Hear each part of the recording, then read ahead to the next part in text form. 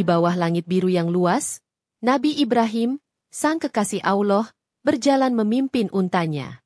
Di atas punggung unta itu, duduklah istri tercintanya, Siti Hajar, sambil mendekap erat putra mereka yang masih menyusu, Ismail.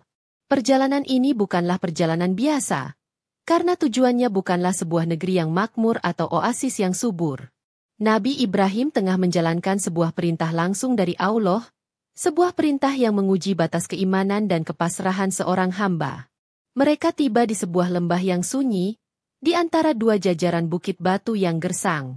Tidak ada sebatang pohon pun yang tumbuh, tidak ada tanda-tanda kehidupan, hanya hamparan pasir dan bebatuan yang dipanggang oleh matahari.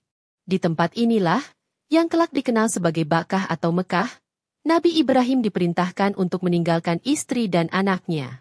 Dengan hati yang berat namun penuh kepatuhan, ia menurunkan Siti Hajar dan Ismail.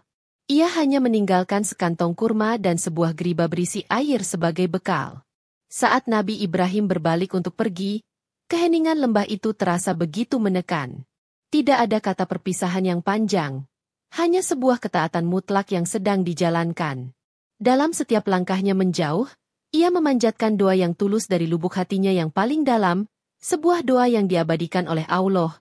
Ya Tuhan kami, sesungguhnya aku telah menempatkan sebagian keturunanku di lembah yang tidak mempunyai tanam-tanaman di dekat rumah Engkau yang dihormati.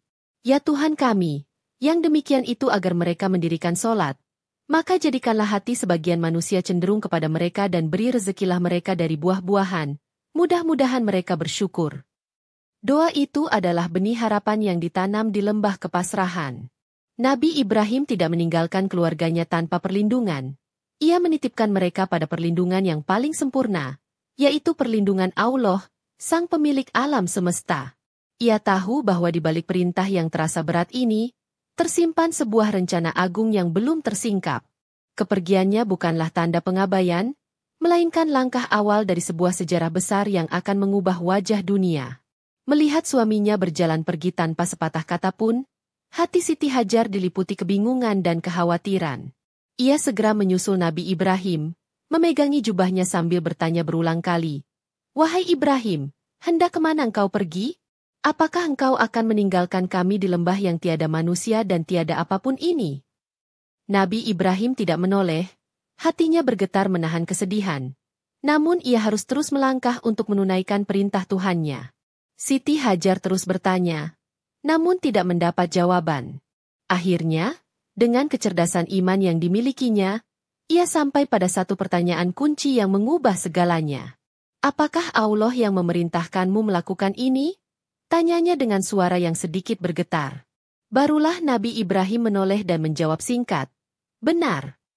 Mendengar jawaban itu, seketika seluruh kecemasan di hati Siti Hajar sirna, berganti dengan ketenangan dan kepasrahan yang luar biasa. Dengan penuh keyakinan, ia berkata, "Jika demikian, maka Allah tidak akan pernah menyia-nyiakan kami." Kalimat itu bukanlah kalimat pasrah dalam keputusasaan, melainkan kalimat tawakal yang lahir dari puncak keimanan.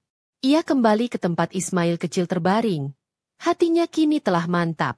Ia percaya sepenuhnya bahwa Tuhan yang memerintahkan suaminya untuk meninggalkannya di sana, adalah Tuhan yang sama yang akan menjamin kehidupannya dan kehidupan putranya. Inilah wujud keimanan yang sejati. Siti Hajar tidak lagi memandang pada bekal air dan kurma yang terbatas, tetapi ia memandang pada sumber rezeki yang tidak terbatas. Ia tidak lagi melihat pada ketiadaan manusia di sekitarnya, tetapi ia merasakan kehadiran Allah yang Maha Mengawasi.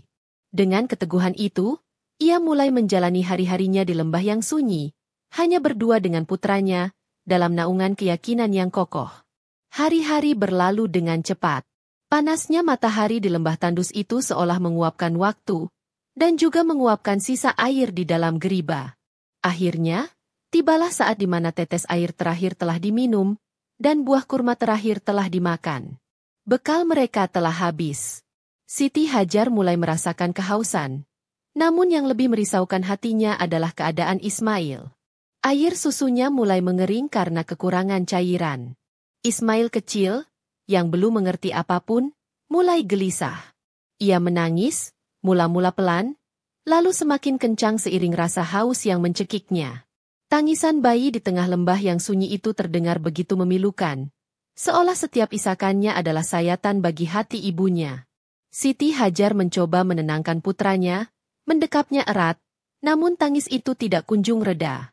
Ia melihat bibir mungil Ismail yang mulai kering dan tubuhnya yang menggeliat kepanasan. Kepanikan seorang ibu mulai menjalari dirinya. Ia tidak tega melihat buah hatinya menderita seperti itu. Apa yang harus ia lakukan? Di sekelilingnya hanya ada batu dan pasir.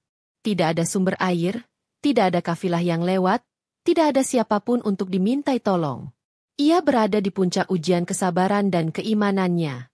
Kepasrahannya kepada Allah kini diuji dengan pemandangan yang paling berat bagi seorang ibu, yaitu penderitaan anaknya sendiri. Namun, cinta seorang ibu adalah kekuatan yang luar biasa. Ia tidak bisa hanya duduk diam dan pasrah menunggu keajaiban. Ia tahu bahwa tawakal harus didahului dengan ikhtiar, yaitu usaha maksimal. Ia harus bergerak, harus mencari, harus melakukan sesuatu. Dengan meletakkan Ismail di atas tanah yang lembut, ia membulatkan tekad untuk mencari pertolongan, meskipun harapan tampak begitu tipis. Dengan pandangan mata yang terus tertuju pada Ismail, Siti Hajar berlari menuju bukit terdekat, yaitu Bukit Safa.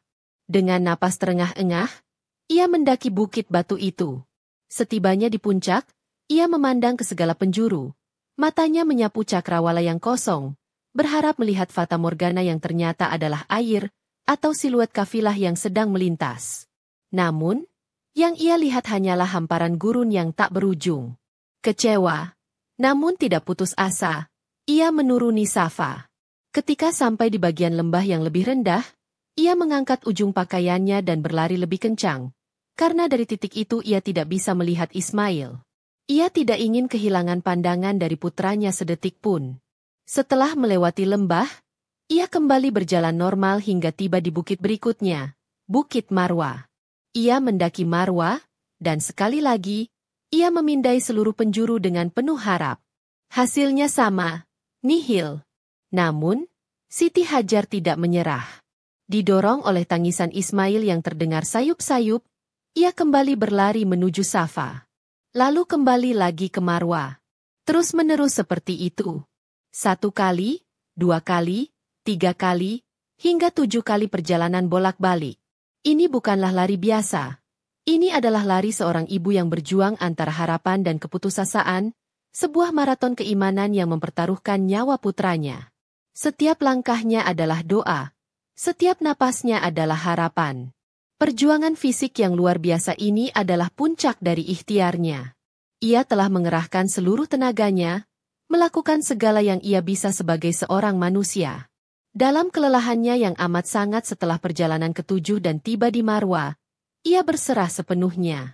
Ia telah melakukan bagiannya, kini sisanya ia serahkan kepada Allah, Tuhan yang tidak pernah mengingkari janjinya.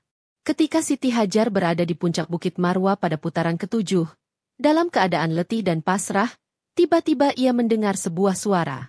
Awalnya ia mengira itu hanya halusinasinya karena kelelahan. Namun, suara itu terdengar lagi, lebih jelas. Dengan sisa tenaganya, ia berkata pada dirinya sendiri, "Diamlah." Lalu ia mencoba mendengarkan dengan saksama. Ia berseru, "Engkau telah memperdengarkan suaramu, maka datangkanlah pertolongan jika engkau bisa." Tiba-tiba, ia melihat sesosok makhluk di dekat tempat Ismail terbaring. Itulah malaikat Jibril, yang diutus oleh Allah sebagai jawaban atas doa dan perjuangannya. Hati Siti Hajar berdebar kencang, antara takut dan penuh harap. Ia segera berlari menuruni Marwa, kembali ke tempat putranya berada. Pemandangan yang ia lihat selanjutnya adalah sebuah keajaiban yang akan dikenang sepanjang masa. Malaikat Jibril, dengan perintah dari Allah, menghentakkan tumitnya, dalam riwayat lain disebutkan sayapnya, ke tanah yang kering di dekat kaki mungil Ismail. Seketika, dari tanah yang tandus itu, memancarlah air dengan derasnya. Air jernih dan segar keluar dari perut bumi, membentuk sebuah mata air yang berkilauan di bawah terik matahari.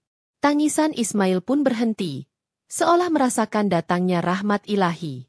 Pertolongan Allah telah tiba, tepat pada saat harapan manusia seolah telah sirna. Ini adalah bukti nyata bahwa Allah tidak pernah meninggalkan hambanya yang bertawakal. Pertolongan itu tidak datang saat Siti Hajar baru pertama kali berusaha, melainkan setelah ia menyempurnakan ikhtiarnya dengan 7 kali perjalanan. Allah ingin menunjukkan bahwa keajaiban seringkali datang setelah perjuangan yang maksimal. Melihat air memancar begitu deras, Siti Hajar diliputi rasa syukur yang tak terhingga. Air itu terus mengalir, menggenang dan berpotensi menyebar ke segala arah. Khawatir air yang sangat berharga itu akan meresap habis ke dalam pasir, Siti Hajar dengan sigap bertindak.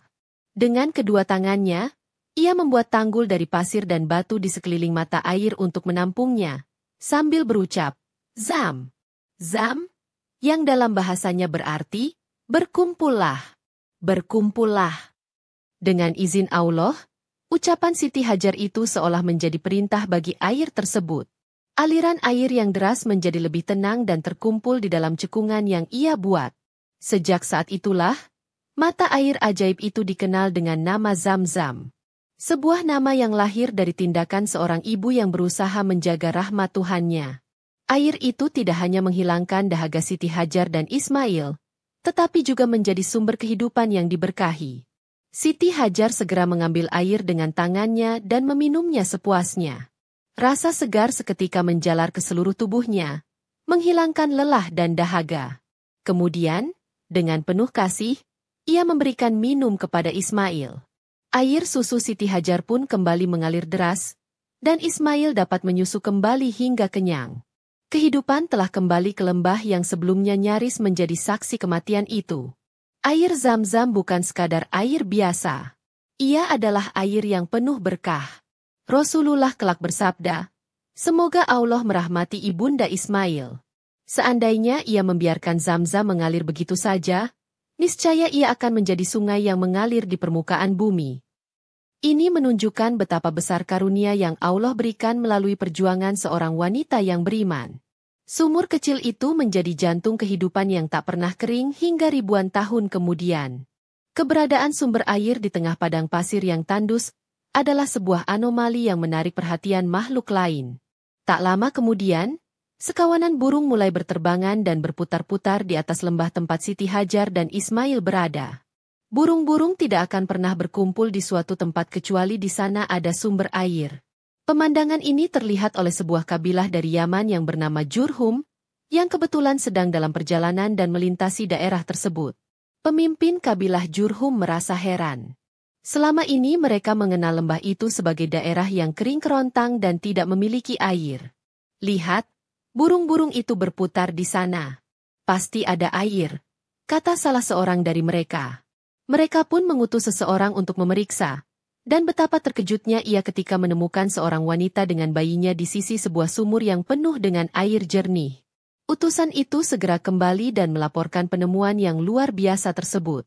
Kabilah Jurhum pun mendatangi Siti Hajar. Dengan sopan, mereka bertanya, "Bolehkah kami tinggal di sini bersamamu? Kami membutuhkan air." Siti Hajar, yang telah lama hidup dalam kesendirian, melihat ini sebagai jawaban lain dari doanya dan doa Nabi Ibrahim. Namun, dengan kecerdasan dan ketegasannya, ia memberikan sebuah syarat. "Kalian boleh tinggal dan mengambil air, tetapi hak kepemilikan atas air ini tetap menjadi milikku," katanya. Kabilah Jurhum setuju dengan syarat tersebut. Mereka pun mendirikan tenda-tenda mereka di sekitar sumur Zam-Zam. Perlahan tapi pasti, lembah yang semula sunyi dan mati itu mulai hidup.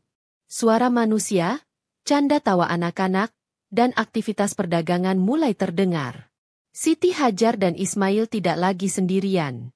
Allah telah mendatangkan teman dan tetangga bagi mereka.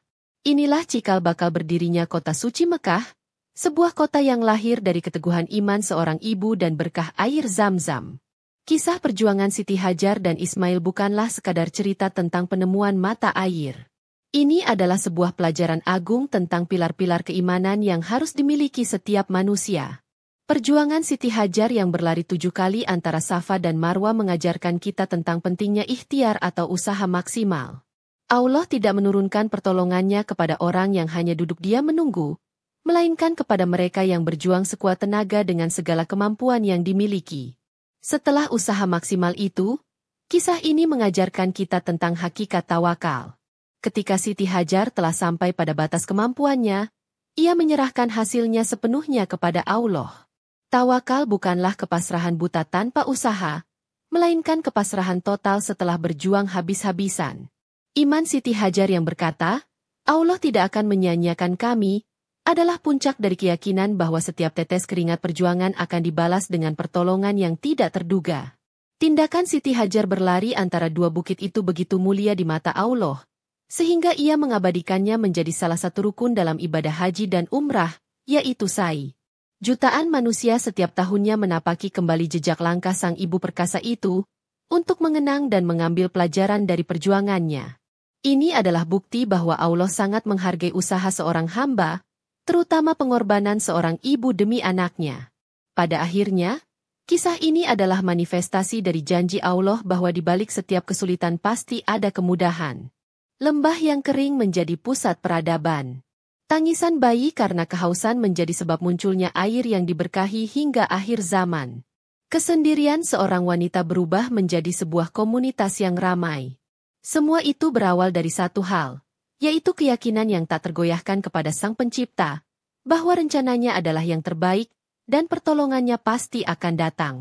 Demikianlah kisah ini diceritakan, segala kebenaran detailnya kita kembalikan kepada Allah, Tuhan pemilik kisah kehidupan.